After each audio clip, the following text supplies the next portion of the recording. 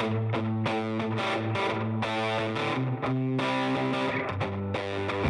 listening to the Cantina Cast, your home for thought-provoking Star Wars talk.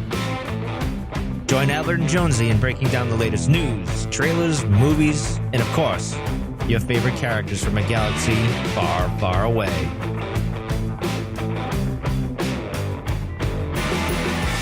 Hello, everybody, and welcome to the Cantina Cast. My name is Albert Padilla, and this is episode 267, Listener Questions. It's the first question Q&A show that we've had of the year.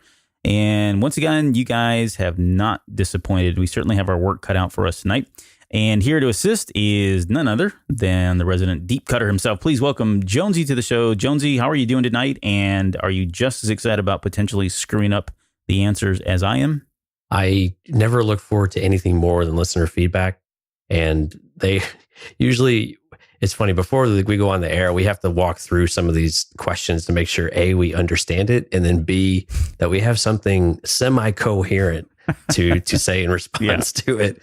Because some of them really are challenging, there's a lot to unpack in them. So these are a lot of fun episodes. I'm really looking forward to it, though. Doing well. Thanks for the warm welcome this morning, as always. Evening, whatever it is. Yeah, as always. Generic time of the day.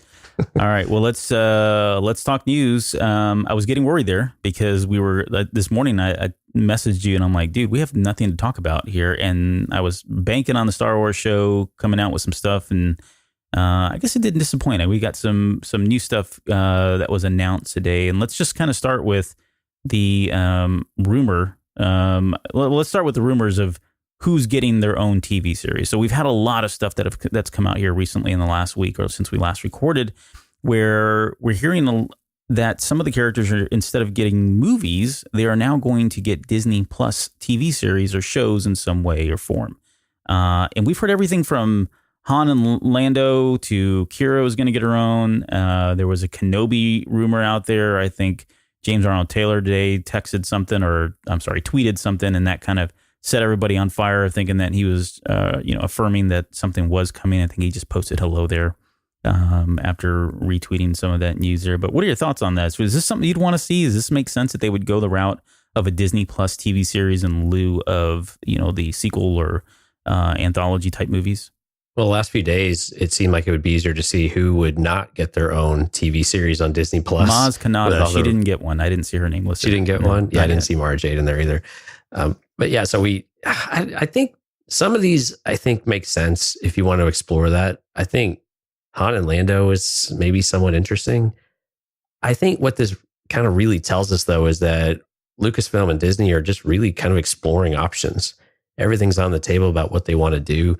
We had a nice debate about this with some of the dance dads this past week, and the money makers are still going to be your movies. I mean, your streaming service is going to be vital. Your home video sales are still important. So I can't see them going completely all in on every character or all these somewhat major characters. And I think we could lump Qi'ra into that these days as well, because there's an interesting story there, I think. To say these are all going to be Disney Plus over the next many years, I would think these aren't going to be every quarter or something like that. Yeah. But do we want to see Qi'ra in between? I think that's kind of interesting. I think Han and Lando would be somewhat interesting, especially if there's some adventure in there or a mini series. I think some of our listeners in Discord have suggested would be okay to do as well. Something like Kenobi, though, I don't know if I want a TV series about, because I just think there's too much room for fluff and extra stuff in between, when you can be a bit more concise and to the point with a movie with a character like that. And and you treat that as somewhat more special, if you will. And I'm not saying the other characters aren't special, but the other characters and their stories seem to lend themselves more to a serial type of format. And we talked a little bit about that back with the Solo lead up of, what would a sequel look like, or what would the movie look like? Could you do a series of anthologies like you said before? And to me, I still kind of like those ideas, kind of Indiana Jones-ish. And I think that would be fun. But I don't want to see that for Kenobi, though. I think if you're going to do a movie, with him and you're committed to that, commit to the movie. Don't commit to drawing it out, even with a 5, 6, 7, series or episode series. Yeah. I mean, it kind of smells like, well, maybe they did have a lot of well, I wouldn't say a lot, but maybe they'd have stuff in the works already and they don't want to necessarily lose it. It was good stuff. And so they're going to rehash it and repurpose it in a TV series. I don't think I'd be opposed, honestly, to any of these. And I see your point with Kenobi, though. I think it's a good point. And there are probably other characters I would lump in there where I would prefer a movie as opposed to TV series. But at the end of the day, you know, Star Wars is Star Wars. And if I'm going to get it in TV, that's probably going to be okay for me. I'll go so far as to say on record that if they ever do a Maz type TV series, I actually would probably be interested, because the one thing I don't like about her character is the fact that she's, well, creepy. But the other thing I don't like about her character is we don't know nothing about her. And maybe this would I think would open my eyes to the beauty that is Maz Kanata. So I would be I would say that if, depending on, you know, who the character is, there's probably a lot of great stories in there. There's certainly some of them that I don't think we should have a TV series. I don't need a TV series about every single character. Therm, Scissor Punch? No, not Therm. But like Wilbur Hood, I would love to see a TV series about him. Yeah, I mean, and the other one is Memphis Nest is another one that, you know, kind of interesting. Yeah. There are lots of great characters in there that we could do something with, and I tend to agree with you. I think there's something in there. And Amaz is actually a really great example because there's clearly a lot of history there. Yeah, you do a lot of different things. Yeah, you really could. And you really you're open. You don't have many things to hamstring you. And if you want to bring in well-known characters from time to time, you have that option open to you. We could argue how well they might be able to do that if you can't get the primary actors. Yeah. But, you know, it's still an option for you to be able to do something like that and, you know, work in, you know, you bring a Jonas in with a Chewbacca and, you know, it's not Han, but it's Chewbacca. We love Chewbacca. So, yep. Yeah.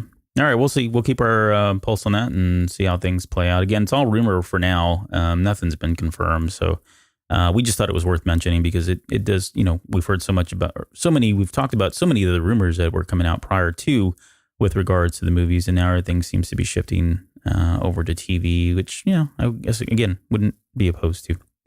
Yeah, these got hot. I think that's why we brought it up. Yeah, and we didn't have a lot to talk about. All right, let's move into the real news that we got, though. So we got another Star Wars Celebration update today, and it was it was kind of a two-parter. They at first announced that we've got a new round of guests that have been that are lined up. So we've got Billy D. Williams himself, Freddie Prinze Jr., Alan Tudyk, Taylor Gray, Julian Glover, Michael Culver, John Morton, and Anthony Forrest, who was Sand Trooper? What? I just assigned a random number to it. He seems like a nice guy. I'm not dissing him, but I was just, when I did it, I was like, who is this guy? And I started looking around. I thought, oh, he's just got a really good talent agent. No, I'm just kidding. He's probably a fine gentleman. But so which of these are you excited about? This new batch of celebrities that we've got for Celebration? You know, I've always been a fan of Julian Glover, and it's just his delivery, his demeanor. I mean, his you know, scope of work has always been really cool. So I've always been a huge fan of his, and I that would be really cool to see him. Alan Tudyk seems like a really cool guy too, and of course he's got other franchises that he's as well known for, if not more so, than K2SO. Right.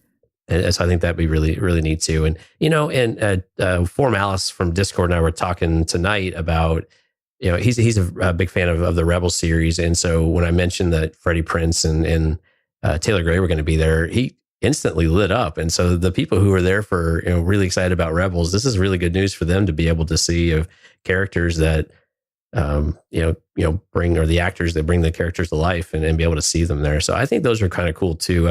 I've kind of seen them around before, so they're not at the top of my list. And, you know, and who could go wrong? You can't really go wrong with Billy D, right? Mm. So I don't know what he would say. He doesn't seem the talkative type. No, but it's just charming, suave. He's got his shades on all the time. Yeah, but you know, I hear he throws a mean left hook. So watch it there. Yeah. He's deceptively quick for 80 plus years old. Yeah, that's funny because I forgot about those pictures. I think we brought them up on the show. We were talking about that. But anyways, yeah, I'm with you there. Julian Glover. You know, Last Crusade, I think is Last Crusade. He was in that one, and a whole bunch of great body of work, to be honest. But yeah, I don't know. Freddie Prinze Jr., I follow him on Instagram. He's a fun follow on social media if you ever get a chance to do that. He seems like a really good guy. Yeah, I mean, he is. Yeah. He seems grounded compared to other celebrities. I agree with that. I think that comes with a lot of experience of kind of being a childhood teen, heartthrob type of deal, and where you're at now, 15, 20 years later. Speak for yourself. Still heart-throbbing over here. All right. And then the other thing we got today announced was they are having a special, the Phantom Menace 20th anniversary panel. And I didn't see if we had a whole lot of detail in there. I quickly reposted that thing on social media, and I did not get a chance to dive into that, but I know it's happening on Monday, April 15th, which a lot of people are leaving on Monday, which is kind of a sad thing. I really wish they would have announced all this stuff a lot sooner, and I get why they couldn't. But did we get any other details here in terms of what that was going to look like? Are we going to see some of the, assuming they're going to do what they traditionally do, where they bring out actors one by one, kind of just reminisce and talk about the good old times. But sometimes there's usually something tied to that as well, where they come back. I think of like the Clone Wars, right? They brought everybody out for, lack of a better term, dog and pony show, brought everybody out. Everybody was reminiscing. Everybody had warm, happy feelings. And then boom, they hit you with the, guess what? Clone Wars is coming back thing. Any chance that you think we'll see anything related to the Phantom Menace announced as a result of this, or are we really just being a sincere 20th anniversary? Well, I think what it will do is if you get a Qui-Gon Jinn, if Liam Neeson or a Ewan McGregor or someone like that show up, especially Ewan McGregor, it's going to set the world on fire about what's coming next. Yeah, right. Especially for Obi-Wan, right? Because everything seems to come back to Obi-Wan after a couple of months. But no, there was no details, and so it's really curious. We know Ian McDiarmid will be there, so for him to be on the panel seems to be a given. Yep.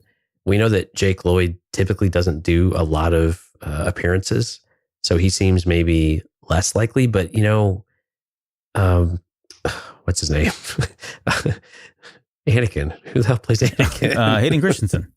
Yeah, we know that Hayden Christensen had a really, really warm reception the last time he was introduced at a giant panel, and so maybe Jake Lloyd will see that response, and maybe he'll get the same one and show up for something like that. But it'd be curious if Liam and some of these other guys actually come out for it. And I don't think there's any chance that Natalie Portman would be there. Oh, I would. Yeah, I don't know.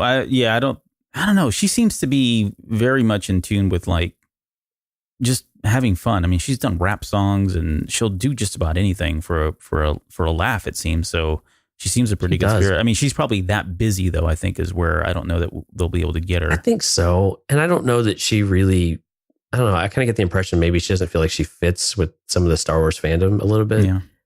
And maybe that's just a wrong impression, but it kind of seems that way. And a lot of actors distance themselves from Star Wars because of the craze that kind of goes with it, and all the scrutiny that comes to your career as a result, and sometimes the impact on your career it can have with the stigma of the characters that you've played. So, but yeah, that's what I'm really curious about. I want to see an announcement of who's actually going to be on that panel, and I don't expect we're going to get much news on that because they like to surprise you and they walk them out, and you just have to be there to really experience it and enjoy it. Yeah, I will say this: the one person that I think I would get emotional seeing up there would be Ahmad Best, because given everything that's a really good point. Everything that guy has gone through, all the crap he took at the time, and if you follow him on social media, he was dealing with, basic suicide at one point. He's got a kid now.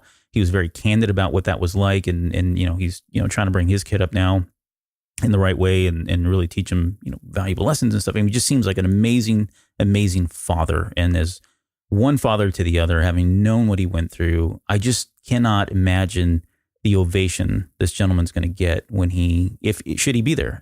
So I'm really excited. I really hope, if no one else, we get to see him up there, because I think it's just going to be something special. So I think we will see him there. I think that, because again, I'm right there with you. I think this is a case where the opportunity for the Star Wars fans to really reach out and tell them, what, we even as critical we are about the character, it's not you, even though he was personally attacked for a very long time, and it's still the butt of a bunch of jokes, unfortunately. But that he's persevered so much. I mean, it would be really cool to see him there, and for him to get a super warm welcome and really feel embraced by the community again, like we've seen with some of the other characters that have been maybe given a hard time over the course of their careers. Just as a quick reminder, don't forget, we will be at Star Wars Celebration. We will be on the podcast stage. And we have a way for you to sign up if you'd like to get some notifications about where we'll be, during the show and when we're doing our show, I should say, while we're there at Celebration. And then if we've got after a meet and greet event that we're planning right now. We're still trying to lock that location down. We're very close to doing so. But if you'd like to get in on that and get those updates, you can go to eargluemedia.com/SWCC and put some information in there. We don't share that out with anybody or anything like that. It's just for our own communications purposes for this event only. So please go out there and do that if you plan on attending the celebration. We'd love to see you in person if that is the case. And absolutely, we've got quite a few people that have already signed up, so it's looking pretty good right now. Yeah, I'm pretty excited. We got a nice list going. So thanks for everyone that's done that. And if you haven't done that yet and you're going to be there, please do. We might have a gift for you too. All right. Gasp. Got to entice them with something. It ain't this show. All right, here we go. No, I'm kidding. Let's do this. Let's get into our listener questions. And so for those of you, if you're just tuning in for the first time, not sure what we do here, we basically kind of pull and collect all of these different questions, and we solicit them from time to time. And so we get them via social media, Discord, email. We've got the hotline, which we've got some questions from that as well. So we just kind of lump all this together. So it's, anyone's guess. There's no rhyme or reason for this stuff. It's kind of all over the place. So we'll just kind of jump right into it. And I'm going to I'll throw the first question, or why don't you go ahead and take the first question here from Nicholas Royale. Is it Royale or Royal? Well, probably Royal. There's no E at the end. Sorry. This is from Instagram. So if Mortis were to return to Star Wars in some form of media, what media would you like to see it in? Comics, shows, books, movies? Also, would you rather hear the story of Mortis or the continuation of the story after the Clone Wars episode? Yeah. Okay. Well, so first off, this is a question from a man after my own heart. So I'll answer the second part first. Honestly, I think I'm more interested in what Mortis could mean going forward, because that is, I don't know, I'm just one of those people who actually doesn't need to know everything when it comes to Star Wars. And I want to be clear, it's only Star Wars that I feel that way. So while the idea of knowing the origin of Mortis is super fascinating, I think the part that fascinates me even more is what we don't know, right? I like that mystery of not having all the answers there. And maybe I'm just worried that I'm not going to like the answer, or maybe I'm going to, it's going to screw with my own headcanon and my own personal conceptions. That's fair. But I also think it could be so revealing and so controversial that it actually jacks at the larger continuity in canon later on. I think I know I would just kind of gravitate to, okay, so you're saying this, and then start trying to pick apart, right, what doesn't line up the way I would expect it to or want it to, which, I don't really want to go there. I don't think I'd ever recover from that. It's a bad place. So for me, I think looking forward is probably more fascinating. And while I don't think there would be much risk in doing so, I think we could get some really great stuff. I'd love to see them pop in and out as specters or ghosts from time to time, right? In the future somewhere, either the daughter and the son kind of vying, trying to shift the weight of the Force and balance in one direction or another. And I don't know, you could probably tell these stories, even, let's just say this, whether you went origin of Mortis or what was to come with Mortis, I think if you went far enough either way in either direction, you're probably safe. But I just don't see Disney really doing it too far out there, or even really going with it, just because I think it paints them into a corner, and I don't think they want to get there. I think they're safer just playing, teasing Mortis whenever they need to, or whenever Dave Filoni wants to. I should be very specific there. Right. But yeah, that's kind of, I don't think they would go there, but I would be more inclined to say forward rather than pass. I don't know. What about you? Right. Well, yeah. So let's just assume that they're going to do something, just for the sake of the argument of the question. I think it's got to be in a book.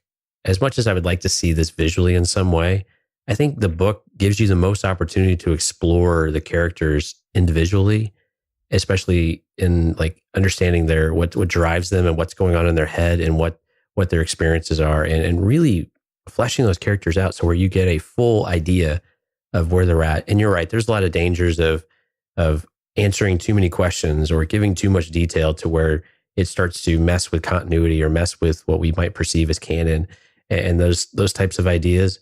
But I think if you're going to do it, you've got to do it in a novel form. And for me personally, I would like to hear more of the history part of it of how they came to be, or some of the things that we had talked about in the Mortis episodes a few weeks ago. Yeah. Of how did they get, were they part of the Jedi, or were they, outcasts, or did they get cast out? And, what forced them to withdraw? Was there some other catalyst that maybe the father glossed over a bit and didn't give us that? So I think that there's a really great story right there, and get an idea, because you can bring this over time too, of a significant number of years of, how this developed and how they changed in their exile. And, the Jedi part of it is just kind of the preamble, if you will. You don't even have to dwell on much of that, of what the state of the Jedi were at that point. And you can get straight into what this meant more as a family, and you can kind of keep it as a smaller story and the overall impact of what this really had on the galaxy level. I think there's a lot to explore there. I think that could actually be really, really neat to hear or to read. I would hear it on Audible. Yeah. Sorry. I do know how to read. I think I skipped over that part, but yeah, I would agree. If I had to pick a media, I would go with either books or comic books for this one. All right. Next question is via email. This is from Mike Borda, and he says, with 8 Skywalker saga films under our belts, we have a pretty good understanding of the Force in terms of the arc it puts our main characters through.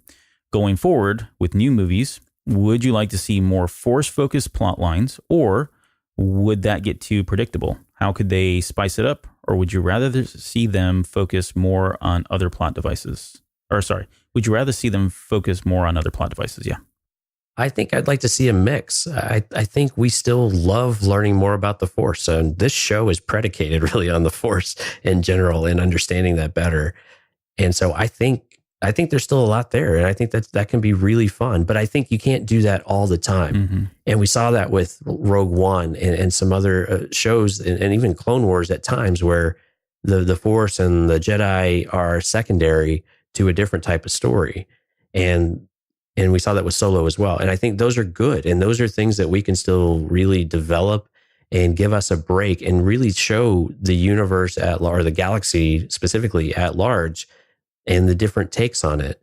And you can mess with the timeline a bit. You can move around in the timeline rather, and you can see different variations of it. You can see different interpretations, within the different periods and ages. And I think those things are really fun. I think unfortunately, this is where we're kind of limiting ourselves, because we're really jam-packed within a 10 to 20 year span for the most part with all the content we're getting outside of the saga movies. And that's disappointing that we're missing, we're not able to explore other ideas beyond what we have. And I don't know whether that's because, Disney and Lucasfilm are a little concerned about that, or if really they just think, oh, well, no, this is where we're going to get the most bang for our buck. But there's so many other ways you can go with this stuff. And that was the cool thing about Legends was really, you had everything. Of course, It wasn't Legends at the time, but it was just everywhere. And there was something for every way of thinking about it. But I've kind of rambled on enough. What about you? Well, I'm in agreement. I honestly don't feel like you can have Star Wars without the Force, but I do think you can have Star Wars where the Force is not the main focus or a plot device, right? And you brought up Rogue One, which I think they did a pretty good job of that. Although you could argue that, that whole scene with I am one with the Force, Force is with me. I mean, he was the Force basically guided him through that, right? But you get the point. I mean, there's moments, and definitely that is not heavily driven on the Force. So I really think there's some great stories to be told that don't have anything to do with the Force. And I'm kind of hoping we get some of that in The Mandalorian, and I especially hope we get that with like the Cassian Andor series. I don't see why or how they would even need to touch on the Force. I think there's a whole great story and potential there by just staying completely away with it and still feeling like Star Wars, right? Exactly. I think I personally have to keep telling myself that there's a lot of people out there that like Star Wars, that Star Wars is new to audiences every day. And then we've got over 40 years of content now, story now at every level, from kid stuff to adult stuff, Jedi, Sith, Old Republic, Age of Republic, Rebellion, all that stuff that, for me personally, I may be ready for something new, or I may not be ready for something new, but that doesn't mean that Disney needs to stop introducing new things that have the Force to do with it, if that makes sense, right? Because I've had a lot of Force in my life, but younger people that are just coming into this fandom have not. And I don't think it's fair to say, well, you need to go watch 40 years of content now, to get caught up so you can get where I'm at. No, just give them something new that they can hook into, right? There's a lot of things, people appeal to stories in a lot of different ways. And so I think there's a lot of stories out there with the Force. I think there's a lot of stories out there without the Force as main plot points. Certainly an appetite on both sides. But I can assure you there's probably fans out there that'd be cool with a, I don't know, Star Wars medical show. Right? It's like just a bunch of medical droids or something, or Star Wars true crime show. I don't know. I'm just kidding. But there's probably stories out there. I mean, you can throw Star Wars under anything and make it compelling enough. And that's the exciting thing about this Disney Plus channel is that, I mean, it really just kind of opens up a lot of different possibilities with where they want to go and allow them to kind of explore this universe in ways that we're not even really thinking about right now. Yeah, it's a good point. I mean, we even saw that they had a horror book with Death Troopers, right? Is that what it's called? Yeah. With Han and Chewie and kind of a plague type of deal. So yeah, so many different ways you can go and just be creative and so many different formats you can do this into. And we've seen the comics exploring that a little bit more robustly than we're seeing in the other mediums, but a lot of hope for the Andor series and Mandalorian in particular, if you're wanting to see something beyond the Force. But I hope we don't lose the Force in some of these shows or some of the non-movie shows, and that we reserve it to the movies, because I think there's still opportunity there to explore some different things with the characters that we know, as well as potential other time frames. Yeah. All right, ready to move on to some Discord questions. All right. We got a couple Patreons, so thank you so much to our Patreon members for donating and supporting the show. Yes, we definitely appreciate it. And so we'll read a couple of these out first here. So we have one from Seafood Treasure. This is a good one. For as powerful and steeped in the dark side of the Force as Sidious was, how is it possible that he didn't sense Vader turning to the light or his own impending end? There are lots of entrances since Return of the Jedi that suggest his ability to almost know Vader's thoughts or how certain events would lead, such as in Lords of the Sith or Thrawn alliances as examples. It seems strange he wouldn't have sensed this. I think of the Jedi Council not being able to detect the possible dark in Quinlan Vos. It makes me wonder if Vader had pushed the light down so deep inside of him, and the Emperor was so far on the dark side that Sidious became unable to detect it. All right, pass. So, any thoughts on that one? Yeah. Well, I think you look at Luke's line of "your overconfidence is your weakness" in Return of the Jedi for the answer here. I think Sidious had so much go so well for so long that he eventually just succumbed to the very thing that the Jedi Order did when it fell, right? It was that hubris and the vanity. I think Luke turning to the dark side was a foregone conclusion in his mind that he probably had seen play out 1,000 times through the Force, and in every instance, the end result was the same. I think what Sidious saw was Luke killing his father in that moment, where he's kind of thrashing away at him on the Death Star there when he's on the bridge. And I think that ends with Vader dying by Luke's hand. I think Sidious was so caught up in the rapture of killing Luke that, after he, threw the lightsaber away and said, I'm never going to join you, he was so caught up in that rapture of just, killing him at that point that I don't think he was really no longer aware of what was going on with Vader or what was brewing inside of Anakin himself at that point. And I don't disagree with his Seafood Treasure's last assessment. I think Vader's light side was so dim and so suppressed for so long that it was certainly at play here as well, right? I think that was another level of confidence, another layer of confidence for the Emperor to feel like, hey, this is completely safe. I'm in a safe space here. And maybe the lesson in all of this is really not even a Star Wars thing. I think it's a life thing. I think it's one of, you can go back to Art of War in the lesson of, he who exercises no forethought but makes light of his opponents is sure to be captured by them, right? And that's a really fancy way of saying don't ever underestimate your opponent. And we see this time and time again in real life and certainly in Star Wars. But I think it goes back to that line. I think he was just completely overconfident that was going on. And you could, again, going back to his part or question about Quinlan Vos, it was the same type of thing. They had no reason to believe that anything bad was going to come about this. There was no reason to believe that, even if Quinlan Vos was turned to the dark side, so what? We're the Jedi. Nothing's going to happen. It's just that brewing overconfidence, that hubris, vanity, the that kind of thought of immortality and nothing untouchable that I think is really what was the downfall both for the Jedi Order at the time and then for the Emperor in this instance. Right. Something else to consider, though, in Seafood, if you haven't gone and read the Aftermath Empire's End book, so that's the last book in the trilogy from Chuck Wendig, there's actually a number of scenes, and I thought these were some of the better scenes in this book, where Palpatine does sense that something is changing. He can sense that there is a change coming, and the Empire is at considerable risk. And I don't want to spoil too much of it, but if you can go find those clips or find the book on Audible or something, the voice acting by Mark Thompson is great as usual. But those are the things I think you'd probably get a different take on it. And I'd be curious if you listen to that and then come back to us and see what you think when you work that into the equation of where he knew something was going on, and the whole idea of this contingency of what to do next, which of course would eventually start to become the First Order in some capacity. So it's an interesting take on it that I think you should go read. And if you haven't read the Chuck Wendig books, I've been pretty critical of them, writing style more than anything else. And but the Empire's End book was pretty decent, was pretty good.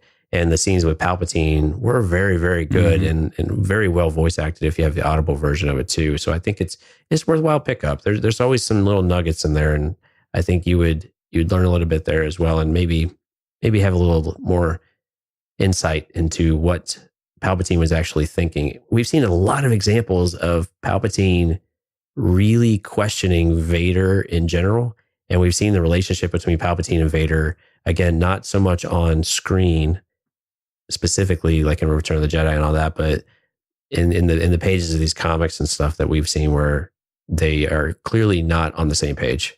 And I think Palpatine is aware of it on some level, but we definitely didn't catch that in the movies. They didn't have that ability to really flesh that out any. Yeah, I mean, if you just follow if you just take it, just strip it all down, it's like the Order of Two. I mean, what at some point he knows he's going to kill him or go after him, right? It's supposed to be contentious, right? I mean, exactly. Yeah. It's supposed to be contentious. I think it's supposed to happen. I think he knows at some point it probably will happen. I just don't think in that moment, in this exact moment, he had any idea that was the moment, because I think, again, he was just overconfident. He had already seen this. I mean, he even says the Emperor's foreseen all of this, right? Right. It's just... Well, and Palpatine clearly thinks he's broken Vader. Yeah. And so I think it is especially a great by question. That point. Yeah, good point. Yeah, exactly. But I mean, and it's a great question though. And we had some similar type of conversation, I think, at the end of the Fortress Vader series, where Vader has clearly made a decision, and that path is set, and we don't necessarily understand what he's thinking throughout the movies that we're used to seeing from the original trilogy now. Of was he really scheming and plotting and doing something else during that time, rather than just being completely subservient to the Emperor and giving him that type of false security, if you will. Yeah, he literally became the yes man at the very end of that comic book series. Right. All right. I think you got the next one. No, I got the next one. Okay. All right. So this is from Utini from another Patreon user or supporter. It's not a user. I'm sorry. I'm at work right now. If there was one question you wish a listener would ask you for your questions for the podcast segment, what would it be? So why don't you ask me do you have a question that you came up with? Did you? I did. So I'll ask you my question and you can pretend to be the listener. Yeah. You asked the hardest questions. All right, here goes. So if given the choice between saving Maz Kanata from impending doom or making a tuna fish sandwich, which would you prefer, Miracle Whip or real mayonnaise? Oh, it's real mayonnaise. I do not do Miracle Whip at all. Good. There's a lot of baggage, folks. That's a good question. I'm not even kidding. That was my question. That was a great question. Thank you. Yeah. I was just going to come up with a smart aleck comment like, how are you today? Yeah. Well, it's I don't know. This one, I hope we're not doing him a disservice. He actually has another question here as well. Yeah. And he was having some fun with this, I think, too. Yeah. But let me ask you the other one. So what movie announcement do you think we'll get this year? What movie? So I'm assuming this is Star Wars movie announcement that's not related to Episode 9. That's how I read it. Yeah. That's a good question. I happen to think it's probably the Game of Thrones guys. Yep. I have a feeling their first one is going to be, if we're going to get anything this year, it's going to be something from them. I don't know that it's coming this year, though. To be honest with you, I think this is probably more of a 2020 announcement with probably a mid 2021 type of release at the earliest. I mean, we don't know anything about this. This has been completely under wraps. But what other movies do you think you might? Yeah, what else would we want to hear about? So I'm with you. I would say if we're going to get one of the two trilogies announced, we're probably going to get that before we get Rian Johnson's trilogy. And even that's kind of probably not going to happen this year, but who knows? I mean, depends on how much progress they made and all that, which we're not privy to. But it'd be interesting though, because I was just thinking about this. I was making just quick notes about it. I wonder if we would get another movie announcement altogether that has nothing to do with either one of these trilogies. Because if you look at the Marvel type movies, right, that whole thing, they usually have 6-7 movies in flight, or they've got them all kind of laid out and planned out over the course of the next 2 or 3 years. Or you could even look at Pixar or the Disney stuff, Disney animation, and I'm including Disney plus Pixar as well. But those you can plan out. They've got 5-6 movies, sometimes 7, kind of already stacked. So there's nothing that says that we can't have these 6 movies, and then later this year they say, oh, by the way, we've got another 2 movies that are maybe standalones or sequels, or I don't know, whatever it is. I mean, who knows? We could get a 7th and an 8th movie that's announced that for 2021 or 2022 or even further out at that point. So right, it's this really difficult question to answer of who would it be centered around. I mean, we know a lot of characters, but we don't necessarily want to have a movie dedicated to them in some areas. And the unique thing about Marvel, not to get into a Marvel comparison, but the unique thing about Marvel is you've got content, you've already got years and years of ideas on the page of a comic book, and you can bring those to life, and you have a bit of a built-in fan base. It might be new to moviegoers, but it's not necessarily a completely new IP or a completely new character or something like that. And I think with Star Wars, we're quickly getting to the point where we're concerned about burning out on some of the characters that we know so well. And we're going to explore others like Andor and that, but it's really curious. It's working through the question of who would we hear this about? Is it someone we know, or how do we get other characters that we maybe don't know yet in there that would be big enough to drive a movie? Yeah. And I think that's the big question. Big enough to drive a TV series or something like that, or a short miniseries is one thing, but trying to drive a box office with the Star Wars name, that's a really big deal, and that's really tough to do.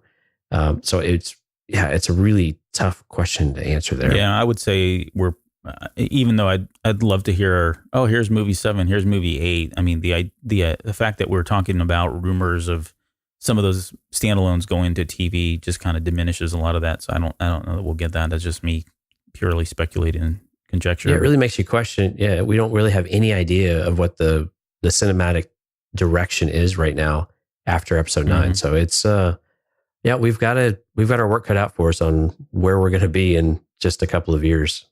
Yeah.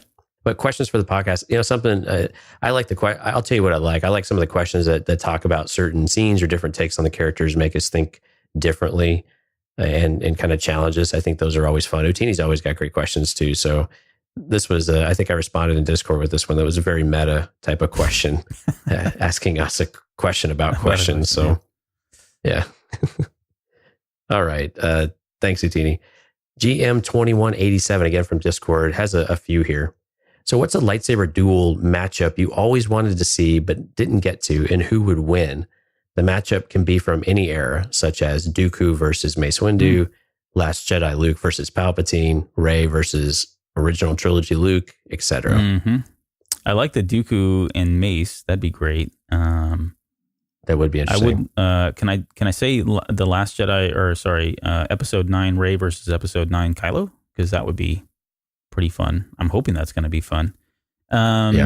If I could, oh man, I want to see Master and Fila, because I really like that character from the Darth Vader comic. But Master and Fila paired up with Revenge of the Sith Anakin Skywalker versus the Phantom Menace Darth Maul and Clone Wars Count Dooku and Clone Wars Darth Sidious. So 2 against 3. How about that one? Cage match. Exactly. Get was it Gene Okerlund in here to do that? But yeah, it'd be great to see. I don't know. That's just kind of silly, but And then who wins? Well, I'd have to give it to Who escapes the cage? Yeah, I'd have to give it to Enfila and Anakin Skywalker. I don't know. Only one can survive. Oh, really? No. Well, see, I was pairing 2 against 3. Not no, I'm going to make you choose now. No. Only one can win. Anakin. He's chosen one. He's got to win. No, that's right. There's no other way around it. He's destined. We're going to get to that a little bit later in one of the questions. So, what about you? I had a few. Voss against Vader, I think would be really interesting. And I had a really hard time trying to figure out who would actually win that. I think at the end of the day, probably still Vader, because I guess he is the chosen one. So I can default to that answer. Thank you. Yeah. Dooku versus Qui-Gon. Yeah. I thought would be another really interesting one. Student versus master. I think at the end of the day, Dooku wins because Qui-Gon gives himself to the Force for whatever reason. Another one that I thought would be interesting would be Palpatine versus Momin. And that one, Ooh, I mean, because why not? Yeah, right. Yeah. Yeah, I don't know. I think Palpatine wins that fight. I would say so too. I think it would be interesting to see how that fight actually transpired. And then finally, this isn't really a Jedi, but I would like to see Grievous versus kind of a variety of Jedi, but specifically, I think Yoda and Mace Windu at some point against Grievous. That'd be a lot of lightsabers flying around and clashing. It would be, especially with Yoda, right? Yeah. With just flipping around and doing all sorts of stuff. Yeah. I don't think Grievous stands a chance against either of them. No. I mean, clearly I guess he's gone up against Mace. Yeah. Technically in Legends with the Tartakovsky series of Clone Wars, but I still would like to see it on screen, like in the flesh type of deal. But I think maybe more Yoda than Mace I'd like to see. But those are the ones I came up with. Yeah, that's cool. All right. Do you want to hit his other questions here? Yeah. So the next one he had was, what was the timeline of Dooku turning to the dark side? We had touched a little bit on this, I think, a week or so ago. And any guesses as to why he did? Did Sidious get to him, or did he seek out Sidious? Also, can you please explain their involvement in the Sifo-Dyas? I don't know if I spelled that. That's different. In that incident. So in his involvement with Sifo-Dyas incident, he's a little fuzzy on that. Even after the Clone Wars episodes, maybe he just needs to rewatch them. Yeah. So we talked a little bit about the Order 66. Mm-hmm. Any clarity you want to provide to GM 2187? Yeah, I mean, let me take a stab at this, but yeah, go watch the episodes again. But because there's a lot to unpack in this one. But in a nutshell, Dooku, even having been trained by Yoda himself, he was kind of fed up with the direction in which the Jedi Order was kind of headed, right? And he, along with a number of other Jedi, I think there was 19 other ones, or the 20 or whatever they called them, they all left basically, and he went back to like his royal roots and his royal heritage, and took the title of the mantle of Count of Serrano. Yeah, Serrano. Yeah, that's a pepper. Yeah, it tells you where my mind's at. Serrano. Anyway, so Sidious was then kind of on the hunt for all these apprentices at the time, and he eventually approaches Dooku and basically tells him, "Hey, I'm with you. I get it. They suck. They're going down the wrong path. Playing him up, whatever." Sidious gets him to kind of turn to the dark side and kind of starts putting in all the plans to kind of bring down the Jedi Order, starting with the clone army. So at some point, Dooku then starts talking to Sifo-Dyas while he's still alive, gets him to go out and go out and start the clone army. And right after that's done, they kill him. So Dooku and this is the Clone War episode where they find a way to, kill him, remove Sifo-Dyas from all of this so that he can step in and kind of play that role and ensure that the clone army continues to get built and the Jedi Order never knows a single thing about it. So he does it, he's a guy from the inside. He's been there. Knows exactly how the Jedi Order operates and works. And so who better to kind of put that behind a veil, if you will, and ensure that they never find out about this thing until it's way too late and there's nothing they can do about it. So that's kind of how all of that played out. I don't know, you got anything you want to add? Well, I think the timeline of when Dooku left, I think is probably not too far before Phantom Menace. I'm guessing maybe just a couple of years or a few years. I think maybe in there is my guess. It's about right. It might be between Phantom Menace and Attack of the Clones. In Attack of the Clones, it seems pretty raw for Yoda still. So now that I start thinking about it, maybe it was just a few years before Attack of the Clones. So, we'll split the difference, call it 5 years after Phantom Menace, 5 years before Attack of the Clones. Does that sound reasonable? We'll go with that. Yeah. It seems pretty raw for Yoda, right? He's taunting him. He's obviously got some anguish going on. So I think so generally somewhere in there, but I'm with you. I think this probably happened earlier than that with Sifo Dyas. And again, with the, before the Phantom Menace and all these things started happening with Sifo Dyas, and these wheels were already in motion. Right. All right. Can you guys please explain best as you can the rules of sabacc? This is a good 20 seconds fun or less. What's that? In 20 seconds or less. Ready to go? No, I can't. There are so many videos on this. We were talking about this before we came on the air. Like, I have such a loose grasp of how this game works. And I'll let you finish this off because I'll tell you exactly what I told Jonesy. I know you try to get to either positive 23 or negative 23. I think depending on what version or you're playing, at the very end, if there's a draw, you roll some dice to kind of break that tie. You mentioned the idiot's array, which I'd forgotten about, but I don't even know that very well in terms of how that works. But yeah, go ahead. Feel free to fill in the blanks because there's a lot more to it than that. Right. Yeah. The pure sabacc is a 23 or a negative 23. The only thing that can beat a pure sabacc is the idiot's array. So the idiot card, you have 76 total cards in this deck. The idiot's card is a 0 value card. So all these cards have a value, positive or negative number. And so they're constantly offsetting one another and that type of thing. With the idiot card being 0, if you have that, plus you have a 2 and a 3, you have 0, 2, 3, which is 23, right? Yeah. Really clever, right? So that's the only thing that can be it. Now there's a Psylop and some other things like that they worked into solo. What's really fun is that there is now a sabacc game you can buy, although they're not allowed to call it sabacc. They keep getting sued. So if you look on Amazon, you look for Star Wars Han Solo's card game.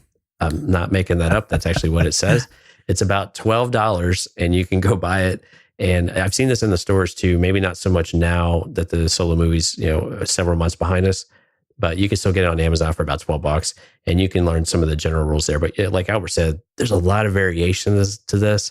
Corellian Spike is one of the more popular ones because that's how Han traditionally has been told won the Falcon with the dice, because they have dice in that game, six-sided, that type of thing. But generally speaking, that's how it is. There are several YouTube videos that get into all the different pieces of it if you want to go really learn a lot about it.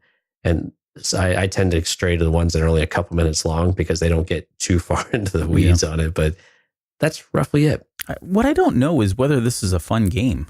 Like I mean, there's all these videos and there's all these explanations. Pure gambling. Yeah, but is it fun? Because I don't. I mean, I'm not saying it's not, and I'm not saying it is, but I don't ever see like, wow, this is so much fun to play. It just seems like it's, I don't know, people are doing it and they're doing it because Han did it and Lando did it, but that seems about it. So, yeah. Well, and in the movies, it was just ways to pass time. Yeah. So what do? You play dice and cards, right? I thought we had somebody yell "Idiot's Array" in the Solo movie at the very, very beginning when they're on the streets of Corellia and they're kind of coming back to. I think that might be right. I think we did hear that. Yep. I don't know what I thought. All right. Last one from him. All right. What do you guys think would have happened if Luke would have stayed on Dagobah with Yoda to finish his training instead of going to Cloud City? All right. We got to keep this brief. Welcome to the What If Show, part 2. All right. So Han lives.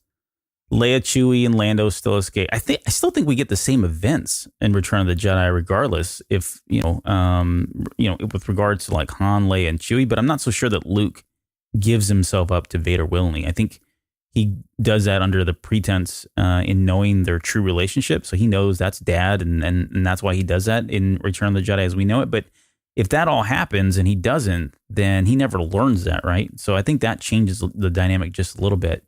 I think at some point we still get a lot of the same events I think he still helps rescue Jabba.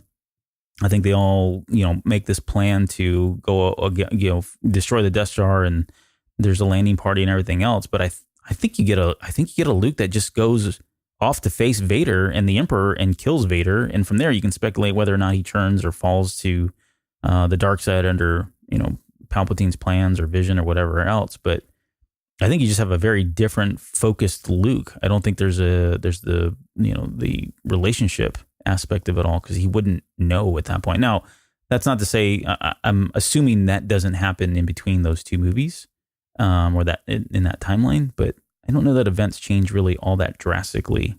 How about you? I think the one that is the biggest question is what happens to Leia. So Han is given to Jabba. Chewbacca, I'm assuming, goes back to slavery. The droids are whatever they do with droids. But I think Leia is the really big question mark about what do they do with her. But you don't think Lando, though, still goes through that whole thing? Because I thought about that too. But I mean, because Lando doesn't know anything about Luke. He could care less about Luke. All he knows is he's betrayed his best friend, and he feels horrible about it. And he decides that he's going to make it right. And that, I mean, his churn against Vader and Boba Fett and the Empire is really nothing about Luke. It's more about the people that he's sworn to govern over and his friend that he's just betrayed, right? So right. I still kind of see that he would still do that same thing, which means Boba Fett takes Han off and they get away, Han, Luke, and Chewie. There's just no Luke there to rescue at the very end. So I don't know. Right, but I just don't know if Lando's plan is successful without Luke to interfere and distract Vader. Mm. Yeah, it's a good point. Yeah, there's a lot there, right? So I don't know that. Yeah, I don't know if all those events keep happening without the distraction of Luke, especially for Vader, because then it's really it's kind of more of an escape story for Boba Fett at that point of what we see on Empire. And I really don't know. And again, I keep kind of going back. So if that fails, if it does fail, then yeah, you're right. What happens to? Yeah, because she's got value, a lot of value. And does Vader find out about her lineage earlier, and does that set off a whole another stream? So that's an interesting one to debate, and we don't have time to do any more of it. Sorry. All right, so let's move on to Dev Sibwara. I hope I'm saying that right. She's always in Discord, and I apologize if I've screwed up your name. Is it possible Qui-Gon Jinn could have had feelings for Shmi? I just rewatched Phantom Menace, and there's quite a bit of body language and lingering stares there. I get where this is coming from because I caught all that stuff too, even back when the very first show. And yeah, I think it's fair. There could have been some sort of attraction there. She seemed to return the glares. She seemed to return the stares and the looks and the longing a little bit. She's probably been alone for a while. So sure, why not? Yeah. I'm on board with this. I think Lucas had the intent all along of that dinner table scene. It's like very reminiscent of like a true family setting. You get dear old dad and Qui-Gon Jinn. You got Shmi Skywalker as, Susie Homemaker, the mom. You got the older, rebellious, good-looking daughter and Padme. You got the super naive, but, super sweet son in Anakin. Then you got the family dog in Jar Jar Binks or whatever you want to say he was at that point. But man. I'm sorry. Well, he was just comic relief. But okay, fine. He was a crazy uncle, right? But in any case, that's good. Yeah, you get the sense that was kind of like the model family in Star Wars during that scene, and just the way it's filmed and the way it looks, and Qui-Gon's posture is kind of like the head of the table kind of thing. It was all very surreal. Like that was a family. I think he was definitely going for that vibe or that look when that was filmed. All right, she's got some other questions here. So we'll try to get through these pretty quickly, but theoretically, would the Jedi Council have allowed Anakin and Padme to raise the twins? No. Yeah, I agree. Theoretically, I don't think they would have allowed it. Yeah. I mean, I think you could account this. So suspension of disbelief. The twins are born and both Padme and Anakin are still together, alive, right? The Council probably expels Anakin. I can't see why they would allow him to stay on. I think he leaves, or he leaves on his own. I don't think he has to get expelled. Yeah, I think he just gets kicked, or he just bails. All right. If Mustafar and Order 66 never happened or were delayed years in the future, what would their response be when they inevitably found out about the pregnancy and the birth? Yeah, they I guess they being the Jedi. Mm-hmm. Is that right? Okay. Yeah, they probably would have been A, shocked, and then B, they need to be trained. They need to be part of. They probably. I don't know. I think they take the children and then kick Anakin out. I mean, if he doesn't leave with them, I don't think this happens. I think basically him and Padme walk away and they disappear and they do whatever it is they do. Yeah. I don't know how realistic that is either because Padme has such a sense of duty. Yeah, I don't know if she'd be willing to give all that up. I don't see her doing it. Yeah, I don't see the Jedi Council reacting well to this, though. No, I would agree. I mean, I think it's worse if they found out after the fact and more than it was, having them just been upfront and honest at the beginning. I think there's one thing in here, though. I wonder where Obi-Wan fits in all of this, because you got to think that he would, broker some kind of deal on behalf of Anakin or less the punishment on Anakin or whatever, much like he did with like Quinlan Vos in Dark Disciple, right? He was kind of putting his neck out there trying to say, hey, let's not get crazy here. This guy's a good guy. He's powerful and he's done a lot for us, that kind of thing. But I can see him being, the good guy and trying to broker that between the Order and them. Right. And one of the questions later on says, would Sidious have laid low for a few years to have access to the twins? And I think that's a really great question, because I think, yes, if these events happen and Sidious is still in power, or he's still accumulating power and hasn't struck with Order 66, I do see where he says, oh, this is interesting, and starts to formulate a new plan about what and evolve that plan. And maybe it still includes Anakin, but maybe it also includes some of the offspring as well. Yeah, I think Anakin's, a whole Anakin, more man than machine, is super attractive for Palpatine and Sidious at that time. But eventually, I think he's looking at the kids as longer term solutions or replacements for him or for Anakin at some point, right? Right. She had some other questions in here, and it was really just kind of focused around like, at some point is he, you kind of keep going down this path of him not being killed and turned into Vader, but would he eventually just make some mistakes and eventually go to the dark side? And kind of like we were joking about earlier, I could probably sum up those three questions by saying, yeah, I think, at least personally, I believe he's still going to do something something's going to happen. A series of events will happen, whether on his own accord or other things, or he's manipulated in some way. Something happens that forces him to churn to the dark side, become Darth Vader, so that he can fulfill that prophecy. I truly believe that's kind of like, like we talked about in the What If episodes. Your destiny is your destiny. Right. How you get there can take a number of different paths, but eventually it's all going to happen that way. Yeah, absolutely agree. There would be something, especially when you have children. You are so protective of your kids, and you would do anything, and your spouse usually feels the same way. So your priority tends to go to your kids, and it's just ripe. It's just ripe for Anakin to make a one decision that sets him on a different path. And imagine if the son were to interact with Anakin after he had children.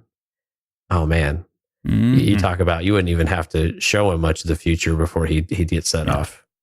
So. That's a good question. That was a good series of questions. Thank you for those. All right. Zinko had one. Will we ever see Lord Miller's version of Solo? I'm just intrigued with how different their version would have been, that and the original cut of Rogue One. I am so intrigued by both of those. And to be honest, no, I don't think we'll ever see them. At least I'll be dead and gone by the time Disney releases these things. I'm not knocking on wood right now. So I'm not expecting to see anything, at least in my lifetime. I think maybe we get some tidbits down the road, years later, interviews, there may be little hints dropped about, oh, this is what we were planning, or here's what we originally filmed, or we filmed this. But I don't know that we ever really see it. Disney doesn't, it's not something that Disney typically does. We can read about it, but I don't think we'll actually ever see it. Right. I think Lord Miller's an absolute no, never type of thing, to use an absolute.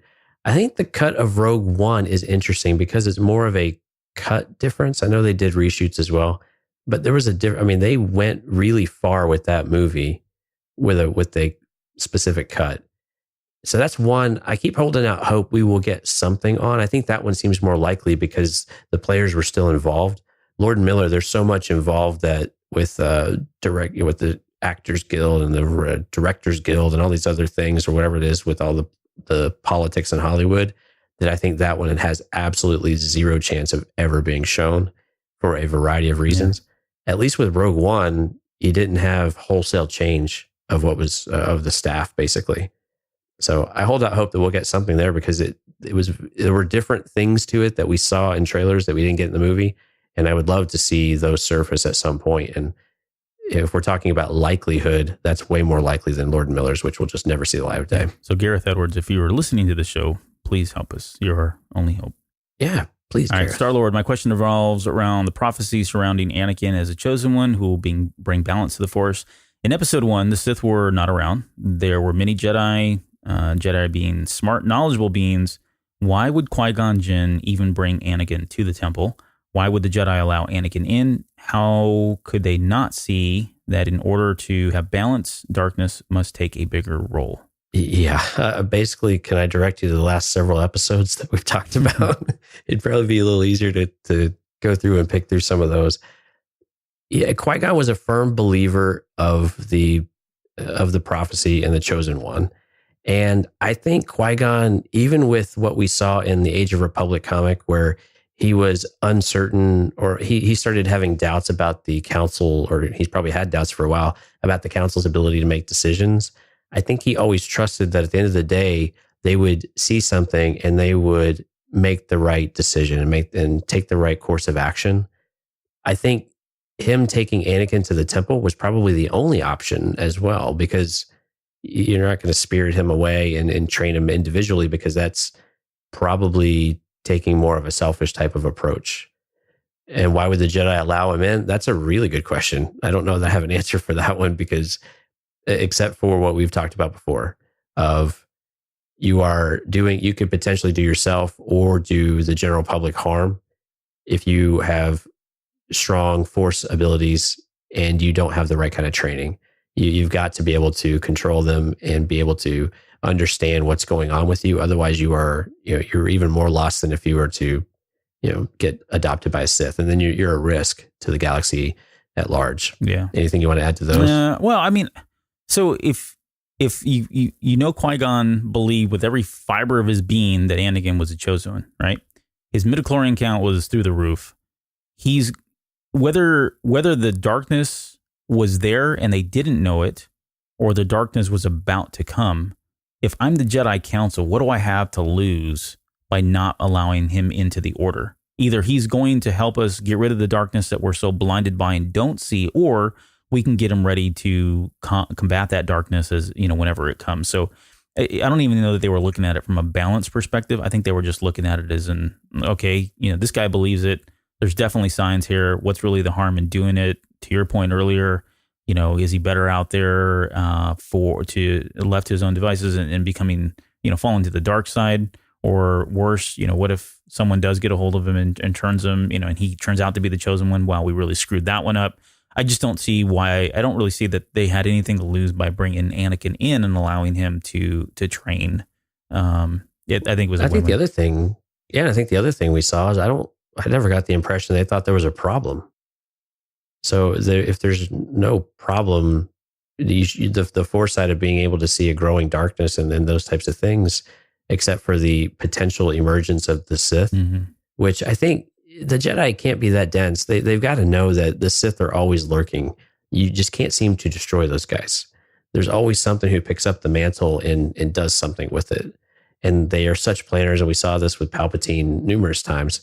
He's got all these contingency type of plans and these other ideas of how he can live on through others, or his legacy can live on and rebuild and do something different. So I don't know that they saw a problem. And when we saw him in Phantom Menace, specifically in this one, it was unclear what was really happening. And I don't think they understood quite what was going on either, to know that something bigger was actually starting to take place. Yeah. The last part of that one is Luke shows Rey how to feel balanced in The Last Jedi. Couldn't Yoda sense the balance and know if the person in the prophecy would help or hurt the Jedi and the general health of the galaxy? Yeah. I mean, I don't know, to be honest. I mean, I guess for Luke showing Rey how he feels the balance, I don't know that Yoda sensed it. Do you?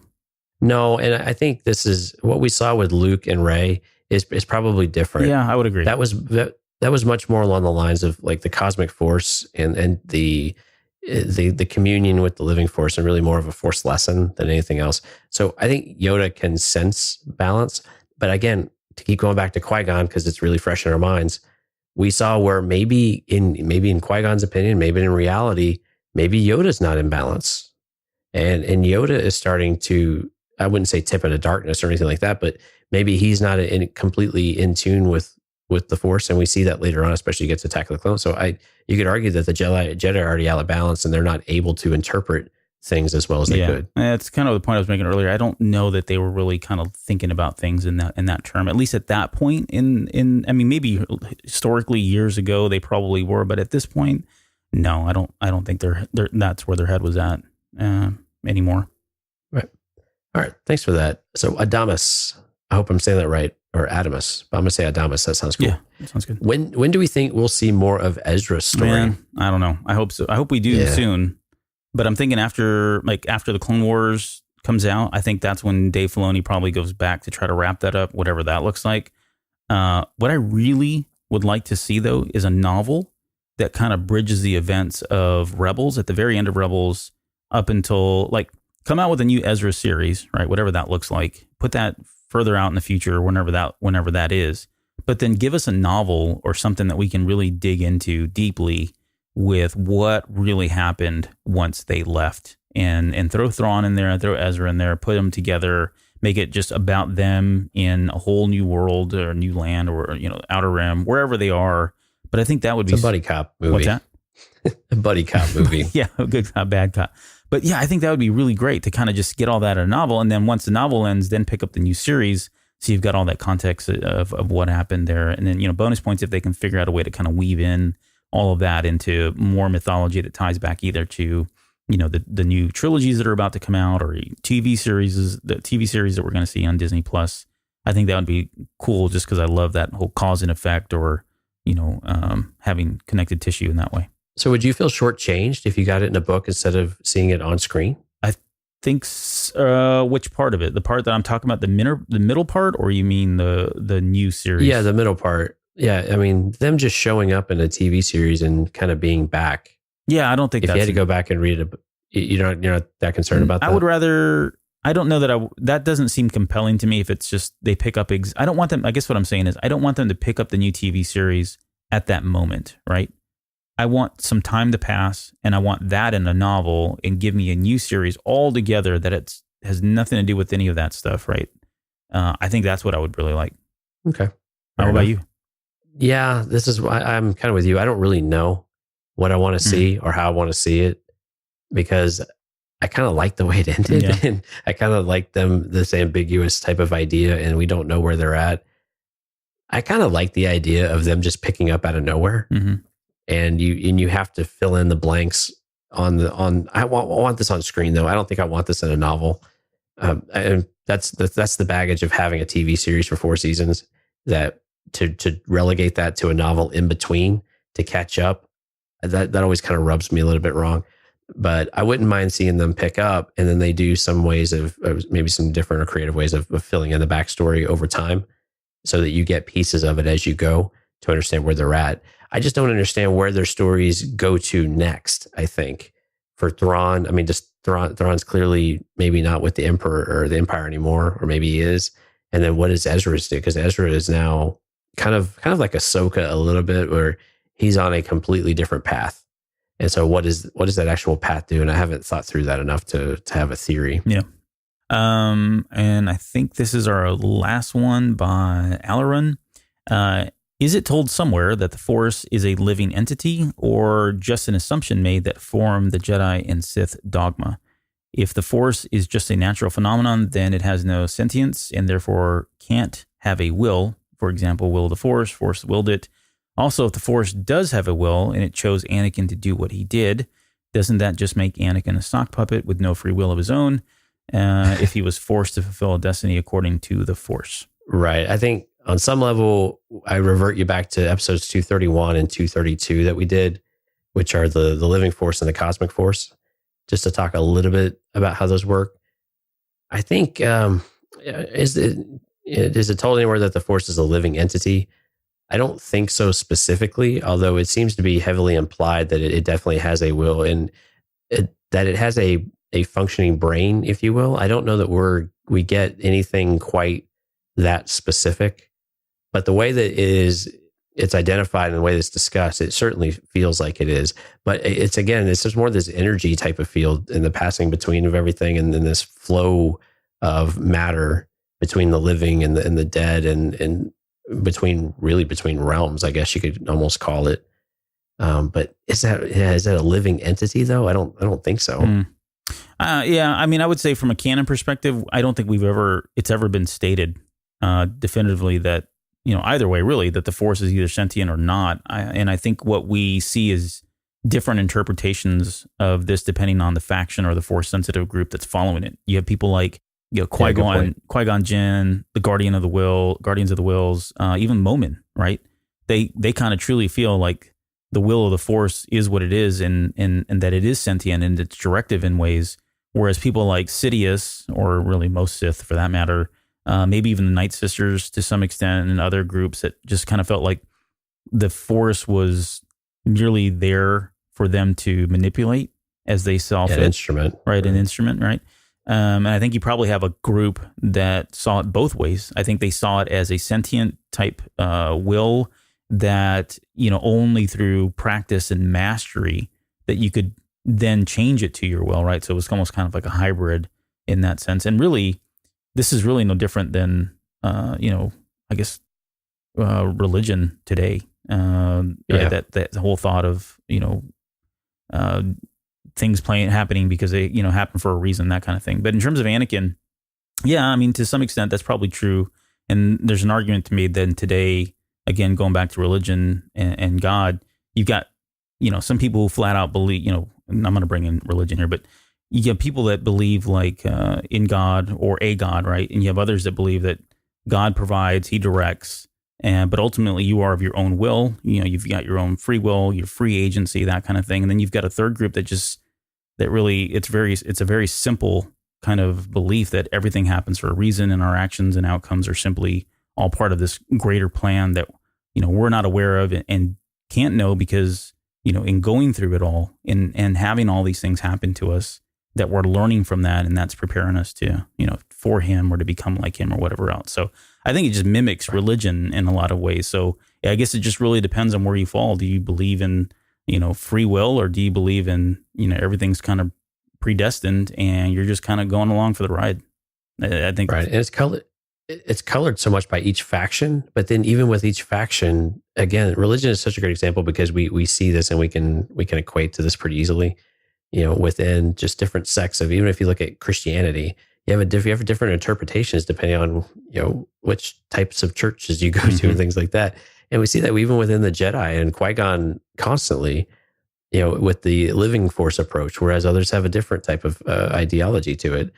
It doesn't mean they don't believe in the Force, but they just have a different way of interpreting it. And that's really hard for us to comprehend what is the right way to interpret it, much like it is for us in the religious space as well, of what is actually right. And at its core, it's whatever you believe, whatever you've experienced and feel like speaks to you, then that's kind of what you should believe in, and that's what your convictions would be forced on. Now, what's interesting though is when we look at, again, Qui-Gon in Age of Republic, he just closes his eyes. I think you really succinctly put this in the review of the book. He just closes his eyes and the Force kind of tells him where to go, and thankfully doesn't run into anything on the way. So there's clearly some sort of directive happening, and it's speaking to them individually in some way, or they are listening and they're sensing a path that is unveiling in front of them. Now, who is drawing that path? Who is leading that or tying that string? It's not clear, and we don't have anything to it. But that's what makes these conversations fun. Yeah. At the end of the day, we'll all bring our own personal experience as well as what we've seen and who we think is actually interpreting this stuff correctly. Yep. All right. Well, that is the very last question that we were going to field. But before we go, we got a couple shout outs here. I want to give a shout out to Josh from Kalamazoo. He had an episode 9 theory that, in the interest of time, we won't get into, but it's really actually kind of cool. It's kind of talking about how there's a larger ancient evil, and it's really Palpatine and Kylo that are kind of just puppets. Snoke is a puppet here as well. He throws in Darth Plagueis as well in there.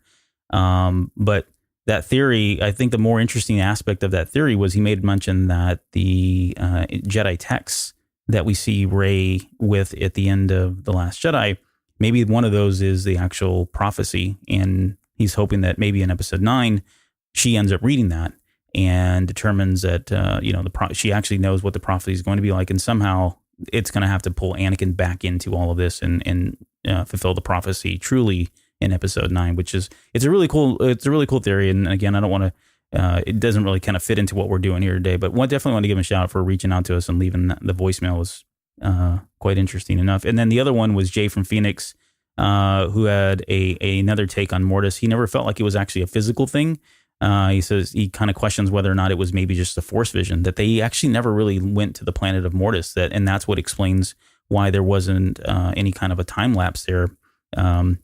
That really all of that was just happening. It did happen. However, it was just one large force vision, and the force wanted them to kind of see the events of Mortis and the father and the son, the daughter, and all that stuff. So again, really cool theory. So thank you, Jay from Phoenix, for reaching out and calling the hotline and providing us with that one as well. We got a couple other ones, and I'll let you kind of pick those up if you don't mind. We got some more shout outs here. Sure. Yeah. Of course, Houtini left us a voicemail, or as Google Voice like to translate it into zucchini. Yep, thank you, Google.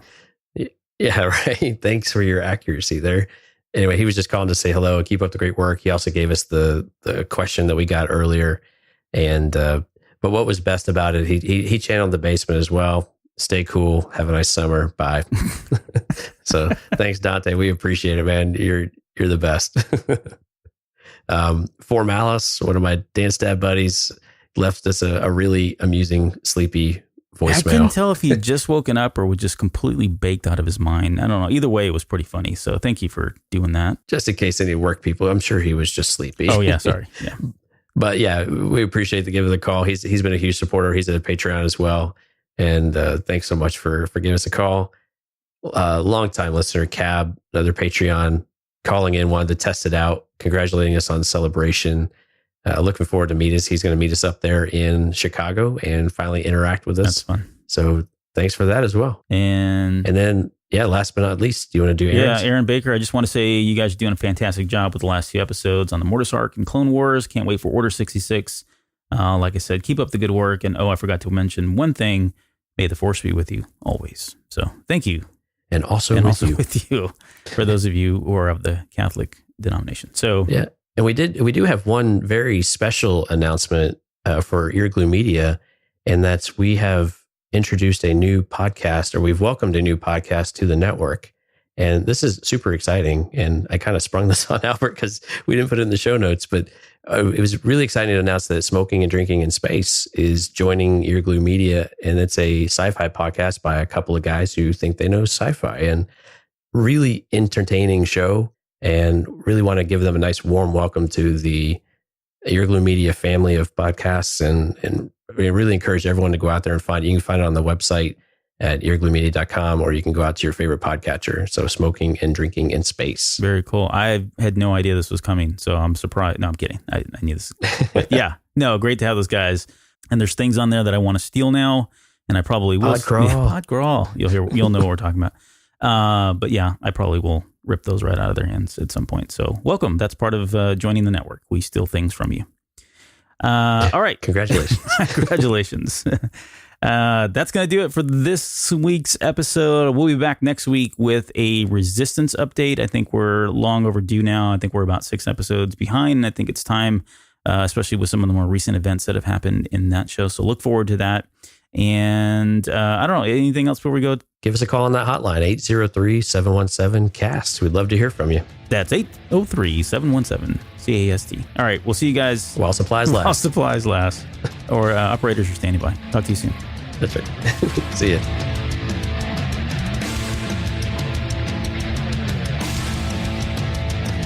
You're still listening? Wow.